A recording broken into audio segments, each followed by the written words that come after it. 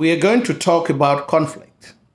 Like every society, the American society is one which is very conflictual. And people abound to differ with one another in ideas.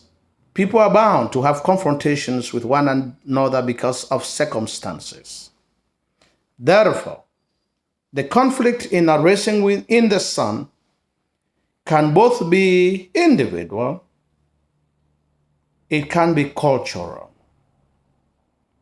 At the level of individual conflicts, there is conflict between Walter and Benyatta, who argue about the money, the check money that is to come, because Walter wants to use the money for investment. And he believes that Benyatta using part of the money for her education to become a medical doctor is a waste of time. And Benyatta tells him that the money belongs to Mama. Benyatta's straightforwardness and lack of tact in speech pushes Walter to accuse her of ingratitude towards the sacrifice that he and his wife have been doing to keep her dream alive. There is also conflict between Benyatta and Mama because the former uses sacrilegious language by calling God's name in vain. Consequently, Mama slaps her in the face, highlighting authority. There is also conflict between Mama and Walter because Mama uses the money to buy a house without consulting members of her family, and she keeps the rest of the money to herself for the meantime. Walter had wanted that the money be handed over to him in order to invest in a liquor business, which Mama had earlier on refused, because the commodity goes against her religious beliefs. Walter therefore becomes depressed, starts drinking alcohol. Nevertheless, Mama realizes that her son is not happy. He believes that his dream has been crushed. Mama therefore hands over the rest of the money to Walter with firm instruction that part of the money should be reserved for Benyatta's medical education, and he should keep the other money in an account bearing his name, and he will be responsible for every penny that gets into that account and every penny that leaves it. In addition, she hands over to him the leadership of the family. Nevertheless, the first decision that Walter takes or makes is disastrous.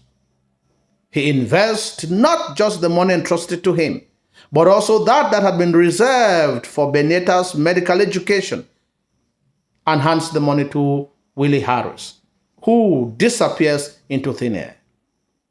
When Bobo comes in to announce that Willie Harris is nowhere to be found, and the family realizes that they have lost money which had earned money that their father had worked for, Mama believes as if Walter had killed his own father.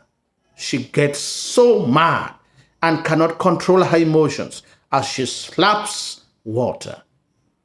The slap is as if she is telling him that he had killed his father, and warning him that such an error should not be made again. There is also community conflict between the younger family and the white community in Clybourne Park, and the black African community and the white community. The conflict lies at the level of the fact that the white community is not willing to accommodate blacks in their neighborhood. Consequently, they want to keep their neighborhoods safe, and they are ready to go to any length to dissuade other communities from moving there. This explains the reason why blacks live in slums and ghettos like Chicago South Side that is full of poverty, filth, and lacks comfort, whereas white people live in comfortable and decent neighborhoods such as Clybourne Park.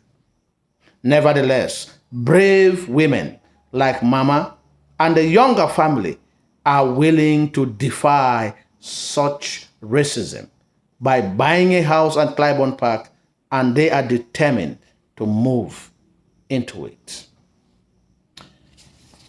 On the other hand, there is cultural conflict between the average African Americans and the wealthy blacks, like the family of George Murchison.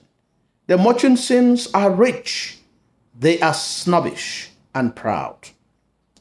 George's view of the average African American is very condescending and very snobbish, especially as he snobs at his black heritage, its history, and legends.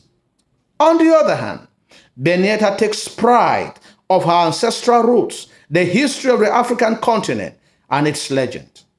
Walter gets into a verbal squabble with George Murchison, when he behaves indifferently when Walter speaks to him about investment. George Murchison accepts to be assimilated, but the Youngers are opposed to such attempt, and therefore people like Benita are the voice. People like Benita is the voice that is looking and searching for a true identity rather than that which is imposed on them by a white-dominated American society.